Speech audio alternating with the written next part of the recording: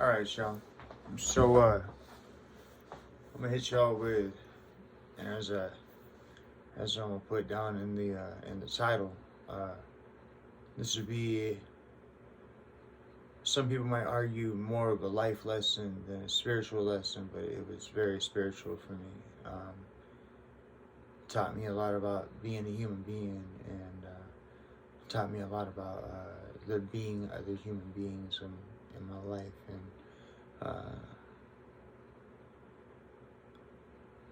emotions and considerations to be taken account for.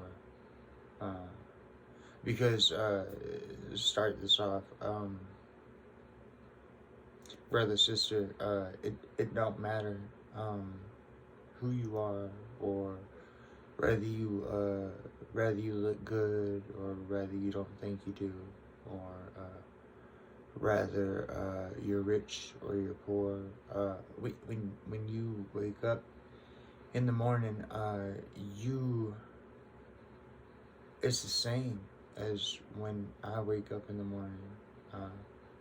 When you stare at your ceiling, and it's the same thing as when I stare at my ceiling.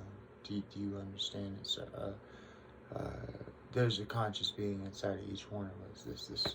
This person that you're seeing on camera, it's just a shell. It's so that I can impact and interact and encounter this world,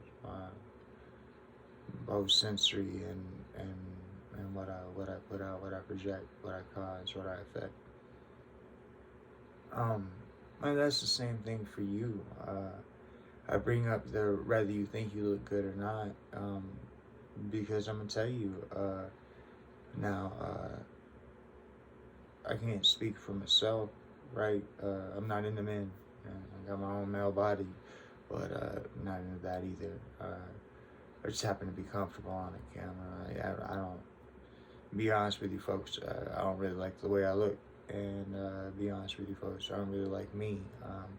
But this is about journeying that path, and this is about how to do that. This is what my channel is going to be about. Not to be a narcissist, or not to, the pretty boy who's obsessed with himself or something like that, and nothing like that. But to love your inner, and I know that there are parts of myself that I admire on the inner, but there are memories and circumstances and things that my own judgment about myself is not always the, solicited and unsolicited feedback is not always the very best. That's what I'm looking for. It is not the most in-demand opinion that I have from myself anyway. But I say all this because brothers and sisters, I want to point something out to you. Now I'd imagine it'd be the same thing for a pretty boy, but I don't know. One of the things that had dawned on me that I had encountered in life is there's two type of people that they probably live a pretty upset life. One of them is the strong masculine, right? The guy with biceps size of my head, calling you out, brother. Chances are the average individual is too afraid to talk to you, right? And chances are you're not going to have the same experience that other people have because people are afraid of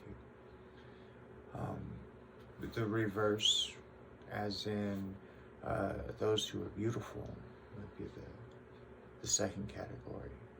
And I'm heterosexual now, so I'll put it in my terms, but that's just because that's how I have to explain it. Does a beautiful woman get to be smart? Like if she is already, does she ever really get to express that? Or does the world put her in a box and say, you're beautiful, that's all you have to worry about, and just push her to being that beautiful person externally? uh, and that's all they'll ever get looked at as, for their meat, you know. Reason I bring these things up to you is because my spiritual experience slash my life experience was when I had the privilege of becoming a manager. And I want to tell you that there are, no matter who you are, no matter what color, no matter what orientation, no matter what, okay, this is a fact. There are two types of people, and there really is, and it doesn't matter. We can split an axe right down the middle, and it's not a color, it's not a gender, it's not an orientation, it's just that there are two types of people. You see, there's a good manager and there's a bad manager, and there's many different ways that you can have a good manager or a bad manager, but specifically in this video, what I'm speaking about is, you see, what I come to watch in the 13 years that I worked at the company that I worked for, and then of course it continued, but not with me. What you call it, as I was a manager, I saw this happen with other people too. So not to offend anybody, just to spit it out and get it out there. It all sounds really good. When you get told that you're gonna manage the one-leg, one-eyed, gimpy girl named Peg, and Peg, if you're out there, I'm sorry, and I still think that you're a beautiful person, I'll take it that way. Because eventually, now I had this limit the other day. I'm married, and I honestly don't. I'm a very sexual person, but I just don't look at other women. I'm married, you know, and so I don't have a woman to put in that category, but I do have, you know, people who I grew up idolizing when I was a kid, and so I will say the Sylvester Stallone or Arnold Schwarzenegger of women, whoever that is now.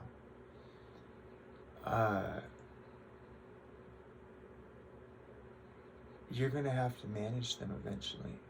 They exist, and there's not one or two. There's more than a handful, and you'll end up, if you become a manager, you'll end up managing those people or people that resemble that to you. And the biggest thing to tell you is that you have to look past this, okay? If you're going to be a decent manager, your goal is not about the physical person. Hey, bro, they showed up. They had 2 hands and 2 legs, hopefully. No offense to nobody who don't. But they showed up ready to work. They showed up equipped to the best of their ability, and they're ready to do this thing. And they didn't show up as their body. They showed up as their personage, especially on the first day of work. You know, it's your job as manager to look past this. Okay, this could be, and I apologize to everybody ahead of time. This could be black. This could be white. This could be big boobs. This could be flat chested. This could be a fat guy. This could be a super skinny guy. This could be anybody. Okay? You have to look past all that, because none of that matters. What actually matters is the value that the employee has to bring to the situation. And none of that can be seen here. It has to be a shown thing from the inside. And so, so as a manager, you naturally will develop the ability to look inside people if you're a decent manager. But then that's where the big debacle here comes, is that if the biggest thought in your mind is would I or wouldn't I, with every person you encounter, and we all know what I'm referring to, you're not gonna make a good manager. Okay? And the more No, I had spiritual conversations going on between me and God, and that was all guiding me to, and that all helped me. But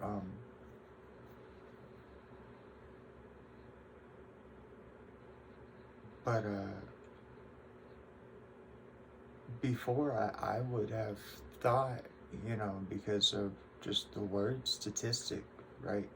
I would have thought that there would be statistics in which people break down into white people act this way, black people act that way, Asian people act this way, whatever. Or even people who are overweight, or people who are skinny, or I didn't really think there'd be a really big difference between male and female. Ultimately, my perceptions were right about that, but in a little bit of a different way. See, I am a male, or I identify as male, and so guaranteed 100%. If you hand me something to go do, then when I bring it back to you, it's going to be good and messed up, and it's going to be beyond repair, and we got to do something different. Because I will grab it, and I will run with it, and I will try to make it work. That's usually what a decent male employee will give you. You have to kind of grab the reins from time to time, check in on them, see how they're doing, because they will do that. But that lets you know that they give a damn.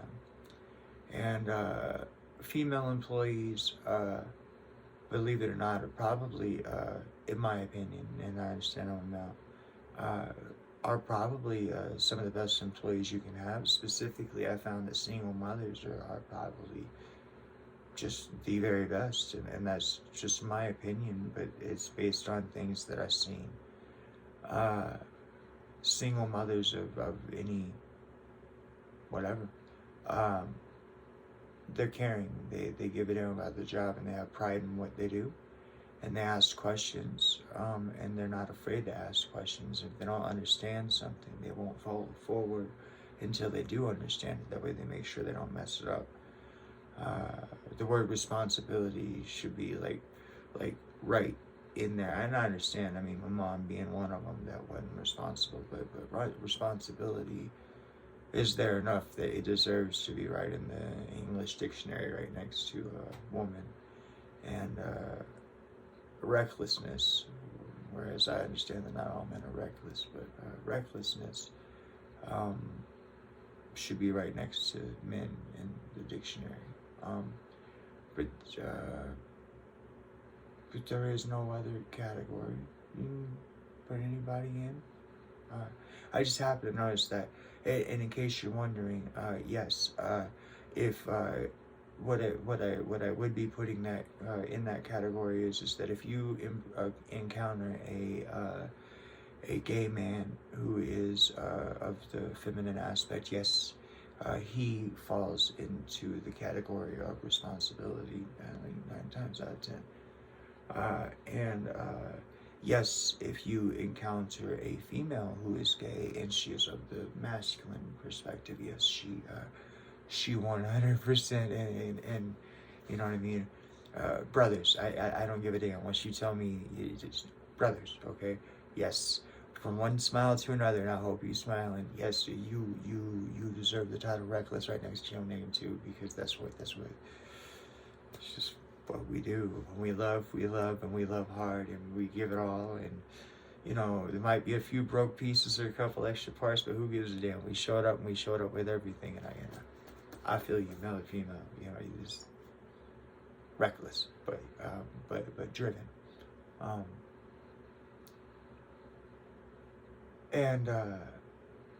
But there is no other category you can put anybody into. There is no difference in employee, black, white, Asian, Indian, Native American, South American. It was whatever little subcategory somebody told you belong into. It is, you can't apply that to work. It's not about that. It's about this person inside here. And so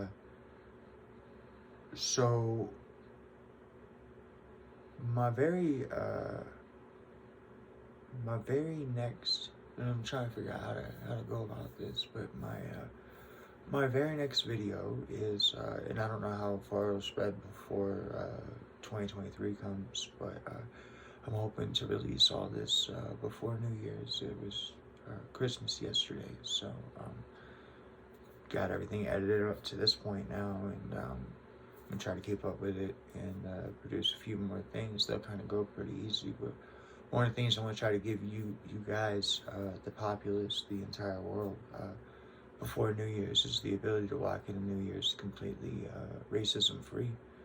Or at least the people that are racist will know that their racism is either based on an experience that they had, or is based on things that their family told them that they're choosing to continue to go along with, because what I give you is 100% certifiable proof that there is no difference between any race.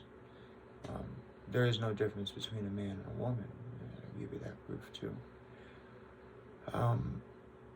But I want that to be so my first video, or my first objective here, was to introduce myself to the populace, but to also defy weight loss. The fact that you don't, the formulas are up on the board.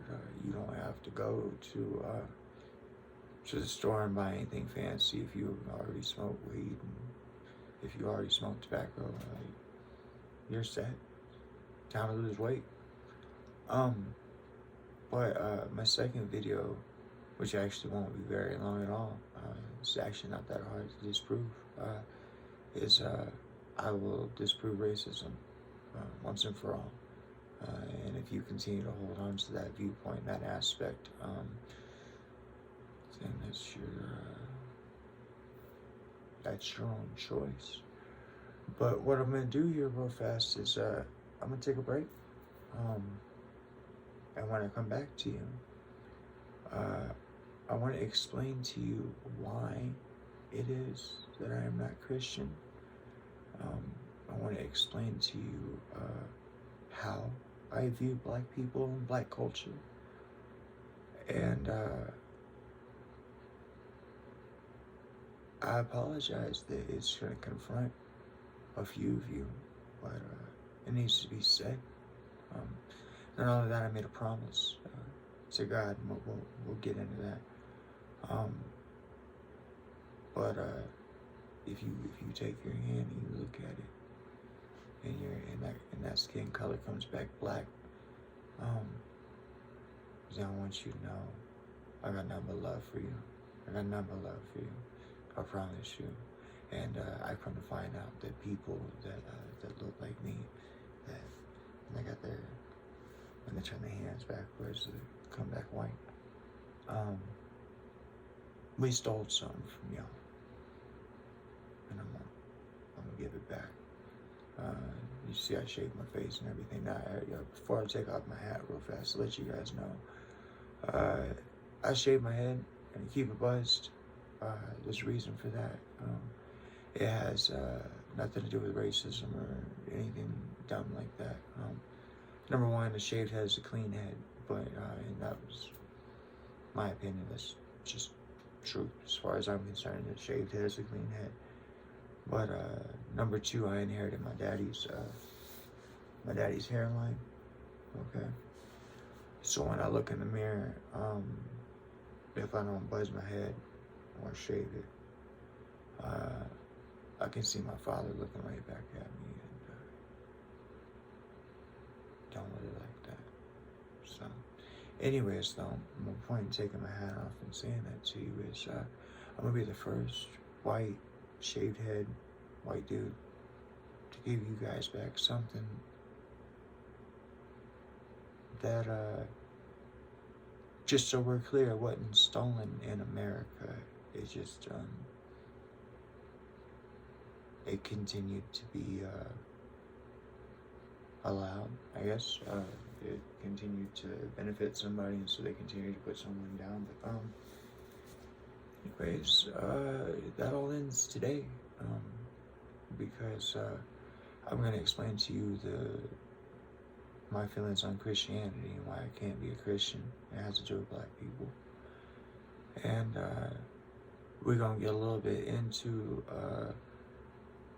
the racism topic as a result of talking about black people, but the actual video as far as dealing with racism will be dealt with next afterwards. But first, before I finish off this video, I'm going to take a break.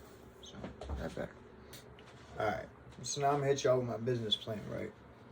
So, I mean every bit of what I'm saying.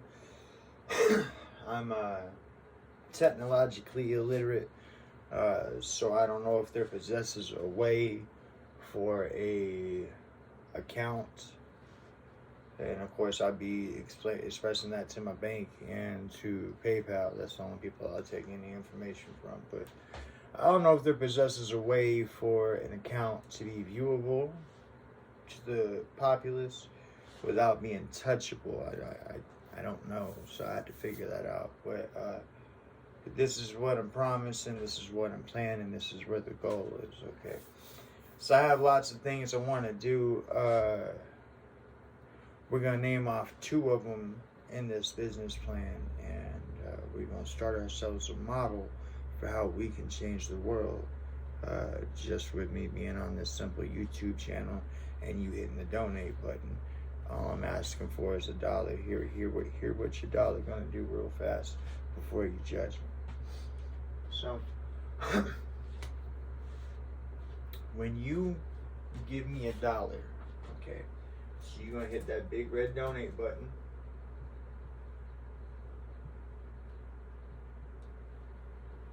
Here's what's gonna happen. Now, I'm opening up a business account with PayPal so that I can accept all forms of payment. That way I don't have to just have a PayPal to PayPal. You can, I assume according to the way that I understand it, you can pay with anything you want to, Visa, MasterCard, your bank account, your debit, your whatever, okay? I chose to use PayPal. I understand there's something about some sort of percentages, whatever. I don't care. I want you to know that you are safe in opening up your wallet to me. And I want to make sure that's done through the most reputable that I know of, which is PayPal. Okay, I could be wrong, but it appears to be, when you say online banking or internet, I think the word PayPal. So there you go. So that red donate button is going to put whatever you donate to me. All I'm asking you for is $1, but I'll make it so you can put more if you really want to. But thank you. But what's going to happen is that when you give me $1, okay, I want you to know what I'm going to do with it. So it's going to go to this PayPal account. Now, I'm sorry, okay, I understand I might be a little paranoid, that's fine, okay? I don't like the idea of my money just sitting on PayPal, okay? So what will happen from there is once you give me that $1 goes from PayPal to the checking account, which is always going to be empty, because the second I put money in the checking account, I'm going to sort it this way, and I'm letting you know how I'm going to sort it. Okay, so we have checking,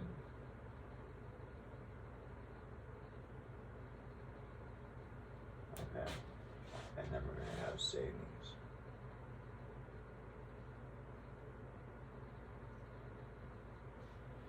And over here we have personal.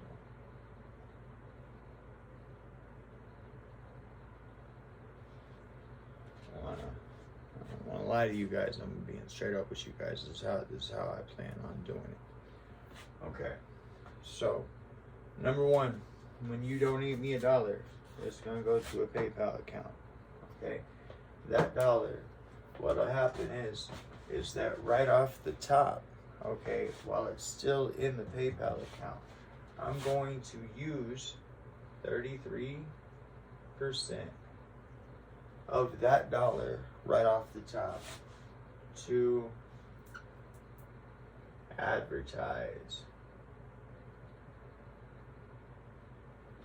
my videos, my content, my everything. I'm going to use that 33% right off the top for that. That way I can get these videos pushed in other places other than just YouTube. That way I can move things forward here, because I have a goal here. So, but 33% of that dollar is going to come right off the top. Okay. Then, with the leftover amount, so the remaining 66%, okay, is going to come down here. Now, I'm not even going to write a figure because this is how my banking is going to go, so you guys know. When it goes into my checking account, okay, I'm going to put 66% of what's remaining that comes from my PayPal over here for taxes.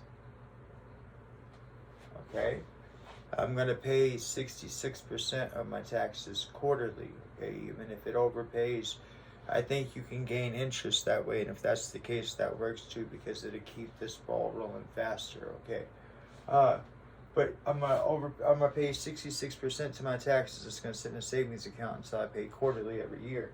Okay, 33% of that is gonna go right over here, right? So, well, I guess it'd be, well, no, I'll leave 1% in the checking account. So 33% of that is gonna go of what comes from PayPal, right? So 66% is going to go to my savings for taxes. 33% is going to go to my checking for my own personal living. Okay. Now I want to tell you what I'm planning on doing with my own personal living portion of this. That way, all this will make a little sense to you, and maybe it make a little more sense to you as to why you want to give me that dollar on that PayPal, if you choose to, and if you're in the place to be able to. Okay, and that's this right here. Okay. So that 33% that I set in my checking, of course, you know, I have to pay my bills and such as that, but if I get enough money in there, if you can help support me, if you can help me make this my 9 to 5, okay, if you can, I'll dedicate myself to you. There might be a day or two lapse here coming soon, because I've just hammered at this. I built this thing, and then I've been hammering at teaching myself all these things. I still haven't even figured out how to put these videos to YouTube, but I know that I'm getting the film taken care of, and then as soon as that's done, then I just got to set up the PayPal account, which I'm talking to you about now, and set up a figure out how I can even post these videos onto YouTube, because I don't know that yet. But when you give me that dollar, and I put 33% to advertising initially, and 66% of that comes from my PayPal account to my checking account, right? And 66% of what comes to my checking account is going to go to my savings, and 33% is going to go to my my actual what I live off of, right? I'll leave that 1% in there for emergencies, or in case we want to splurge on the on doing something for the channel or something like that. I don't know, okay? But what'll happen here is this right here, is I'm gonna take that 33% and I'm gonna buy real estate.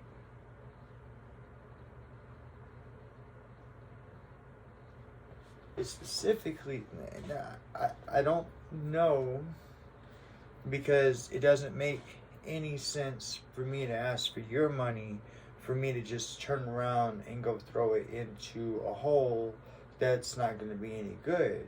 With that being said, I think I would like to buy up low-income housing, because with the goal in it, I know I'm going to say something here, and you guys are going to think it's stupid, and you guys are going to think it's too good to be true, but I actually have a plan for it.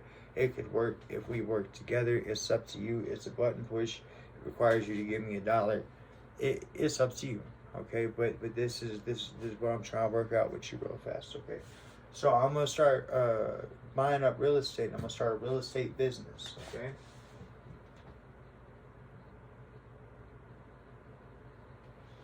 Now, if you give me your $1, like I say, these things will go this way. This will be 33% goes, you know, like I said, I pay my bills first and all that stuff. And when I can afford it, I will invest in real estate, and I'll put videos on here. That way you guys can see that I'm doing the thing. I believe in holding myself accountable, so you guys will be able to see this all the way from me starting here in the shed to the whatever this ends up being, okay? But what I would like to do is I would like to buy low income housing, okay?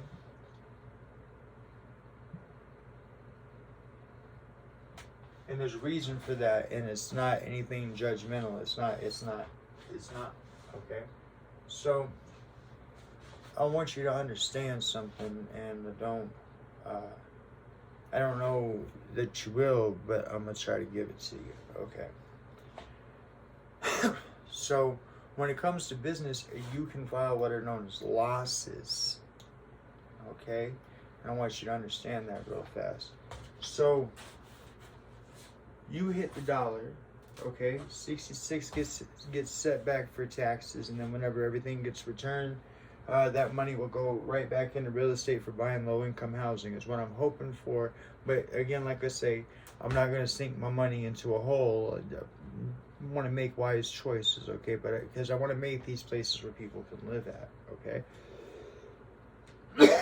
So, excuse me. So I would like to buy low-income housing, and what I would like to do is this right here. Now, it's my understanding that if you buy like a sixplex that's low-income housing, okay, then you're guaranteed you get the money because it's low-income housing and the state has something worked out.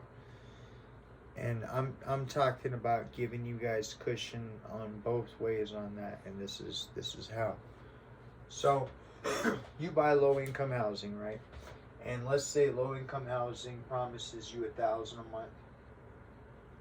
Okay, whereas they charge the tenant, let's say $650.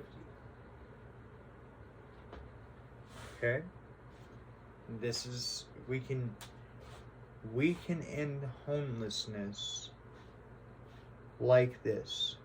Okay, I don't know how to display it on the internet. If there's a way for me to figure that out between PayPal and my banks, I will.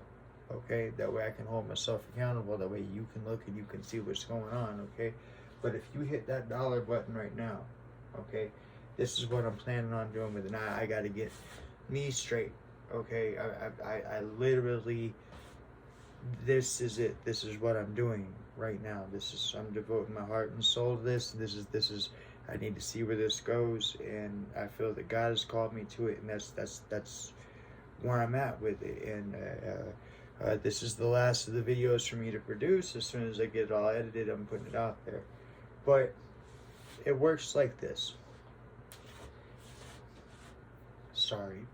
If you guys can donate me enough money, okay, then what ends up happening is this right here.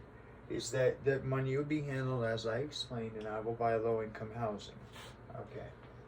If they pay me $1,000 a month, okay, and I get so first I have to buy low-income housing. Second, I have to have enough low-income housing to make an impact. Okay, but we'll get to that, and I'll figure out. At the very least, I'll just come up here to this whiteboard and I'll talk you through where we're at on things so I can hold myself accountable. I mean that. I'll do that. There's no reason why. I can literally, I'll treat you as if we are a relationship, right? And I will let you know, as far, when I say relationship, I mean business partnership, and I'll let you know what it is that I'm doing with our channel as far as where we're going with things, okay? But the plan here is this right here, is that of course I gotta fix me, but I buy this low-income housing. I buy enough of it. If they pay $1,000 for the person to pay $650, the reason why I got those two put up on the board is this right here. If you guys donate me enough money, then what we can do is this. I want to make it. Okay, this is a multi-impact statement. I want you to hear me real fast. Okay, so these are low-income housing. Okay, I want to make it so that a person, anybody who qualifies for low-income housing, okay? Now, everybody always says, well, somebody has to foot the bill, and I want to foot the bill, okay? I'm sorry, flat broke. I need you to help me, okay? But I want to be that source that foots that bill, and I want to explain to you what I'm footing the bill of and what it is we can do with this if you help me. Okay, so if you donate me enough money and I get enough low-income housing and I get enough of them, okay, then this is what can happen. I want to make it so that a person only pays rent once every quarter. Okay, so that's once every 3 months. Okay, a person would actually pay rent once every 3 months. Now here's what I mean by that. So this is all things are double-edged, but this is a good thing, both sides. Okay, so number one, when the state pays me $1,000, when the person's only given $650, the state is bumping me up $350 per person, okay, or per rental unit. Okay, so if I make it so that a person only pays rent once every quarter, so once every 3 months, okay, then what ends up happening is that 2 of those months the state don't pay me $350. So now your taxes are more effective. That's one thing. But then the other thing is this right here. Now you as the person renting, okay, you still have an obligation of $650. Okay, so every month you as the, I know I just said that you ain't paying rent but once quarterly, and now I'm saying you're paying rent every month, but you are paying rent every month. Okay, you will not lay back, relax, none of that. No, you will have a job. Okay, but we're gonna get you somewhere with your job, and we're gonna make this thing possible. That the only way to do this is there has to be money coming in to support this. But I want you to hear what I have to say real fast. Okay, so if a person is in charge of coming up with $650 every month for their rent because they qualify for low-income housing, okay, and I'm telling you that I am only charging them once every quarter, so I'm only taking that $650 once every 3 months, then that allows for $1,300 every quarter, right? Now here's what I propose. I propose that if you can help me generate enough revenue to create this so that this $1,300 that this person would be paying to low-income housing now goes back into their pocket. Okay? Now, why would we do that and how would we do that? Let me explain. So this $1,300, before it goes back to their pocket, because it's going to go into their pocket. It is their money. But first, it's going to pay for 2 people, okay? I want every person who has to pay rent to have 2 people in their life. You know what that is? I want every person to have an accountant, right? And I want every person to have a therapist, right? Now, I know you're thinking to yourself, well, why on earth would I want an accountant or a therapist, or why would I sign up for having an accountant or a therapist? I just go rent somewhere else, and that's fine. You can still rent from me. You don't have to be part of my little game here. However, at the same time, what that equals out to is that if you choose not to be part of my little game, I'll take my $650 from you every month. Thank you kindly, okay? But if you want to play along here, then this is how this works. That $1,300 will be able to pay for you an accountant and a therapist, okay? So there are 2 people in the world that are guaranteed to give a damn about you because somebody's paying them money to do so, okay? Now, $1,300 don't sound like a lot, but over a period of time it will be, okay? But number 2, if you have an accountant managing your money, they can make sure that they pay themselves and the therapist, okay? Number 3, if you're a person with a substance abuse addiction problem or some sort of a drinking problem or something like that, you know you have a tendency for benders or whatever, you're not going to be able to get a hold of that money from your accountant without your therapist's okay. Okay, so now you have an actual, real, responsible $1,300 every quarter of the year, okay, that handled properly by an accountant and therapist will be used responsibly in your life. So if you have child support to pay back, if you have overdue taxes, if you have bills to pay, these two individuals are going to make sure that you pay them. So that way we have forward movement in your financial future. Do you understand? Okay? And so eventually, as you fix all these things in your problem, in your situation, this $1,300 gets set back and set back and set back. Either A, for you to buy a home, B, for you to do something with your credit, or C, to move into a better place, whatever it is that you want to do. Eventually, I will have better homes that I buy as part of this, as this thing keeps on going. But what I need from you, my business plan, it all hinges on you. You got to hit that donate button. You got to give me at least $1. All right, it's $1. Okay, that's what I'm gonna do with it. 33% of it's gonna go towards that. Okay, I'll make my money off of. I mean, I won't make any money. That's kind of the point. Is that I'll be making my money off of the donate button, off of the 33% where I told you to go, where to come from, right? So I'll live off of that.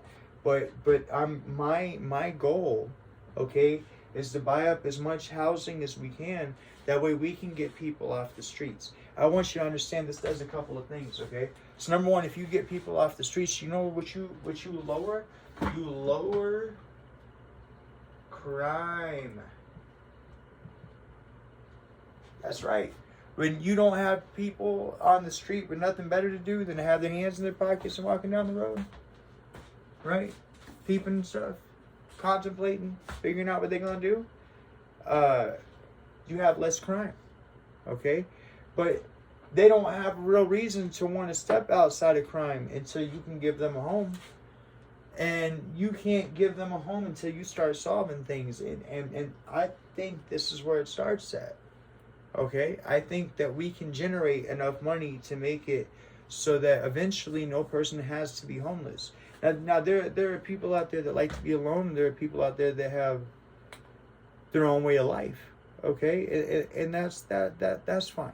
Okay, that but for the majority, we can make homelessness a past issue. Now I want to tell you something else we can do. If we get this going good enough, okay, because this can actually generate money over a period of time. It's just a slower clock, and I don't mind doing the slower clock if what we have going here is we're helping people, we're lifting people up, we're better in our community, and we're making things happen. And like I say, that what if for this holiday season, what if you had an accountant and a therapist that had helped you remembered all the little things that you had brought into the therapist, that you talked about your girl, or you talked about your kids, or you talked about your dog, right? And so you got a person that actually gives a damn about you, listening to you, help you figure things out, right? But then you also got an accountant to make sure that you set back enough money. How would an extra $1,300 have helped you this holiday season, right? And what if you could provide that to the man who qualified, the man, woman, family that qualifies for low income housing? Okay, but you can, and it's right here in this. What I'll do with it, I'll like I say, when I make a move, I'll check in with it. I don't. You know what I mean? The second I go to buy a house, and I go to get some low-income housing and whatnot, what I'm doing with it or whatever, I'll let you guys know, okay? And I'll let you guys see what's happening with it and what's going on. And they'll know that it's as a result of Defy Yourself, the channel that we got right here, okay? But it all hinges on you donating that $1, and that's up to you. But that's what I'm doing with it. That's my business plan. I believe God called me this, like I say, so I already know. But nonetheless, though, thank you very much. And you guys have been a joy to host, even though I know y'all been talking to me. I've been talking to you. And y'all take care of yourself, all right? All right, later.